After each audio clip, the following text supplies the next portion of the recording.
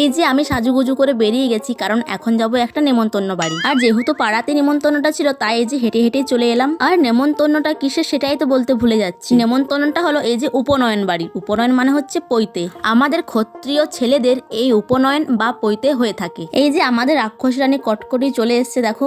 আর এখন এই যে পৈতার যেসব নিয়মগুলো আছে এখন করা হচ্ছে। তো সবাই এখন এই যে ভিক্ষা দিচ্ছে। যার পৈতে হয় তাকে বলা হয় ব্রহ্মচারী। তো ব্রহ্মচারী যতই ছোট হোক না কেন, সবাই কিন্তু তাকে প্রণাম করে। আমি কিন্তু অনেকক্ষণ ধরে এই নিয়মগুলোই দেখছিলাম, বেশ ভালো লাগছিল। আর ভিক্ষাতে এই যে চাল ফল এসবে দেওয়া হয়। তারপর এই যে চলে এলাম হালকা করে পেট পুজো করতে। প্রথমেই দিয়ে দিল এই যে জল আর পাতা, তারপর দিল লবণ লেবু আর শাক ভাজা, তারপর চলে এলো এই যে গরমা গরম ভাত আর সাথে এই যে শুক্তো, তারপর কফির তরকারি আর এই যে মাছের পেটি। আমি মাছের পেটিটাই পছন্দ করি। তারপর চলে এলো এই যে সুস্বাদু পায়েস আর দুটো মিষ্টি, আর ছিল এই যে চাটনি আর পাঁপড়।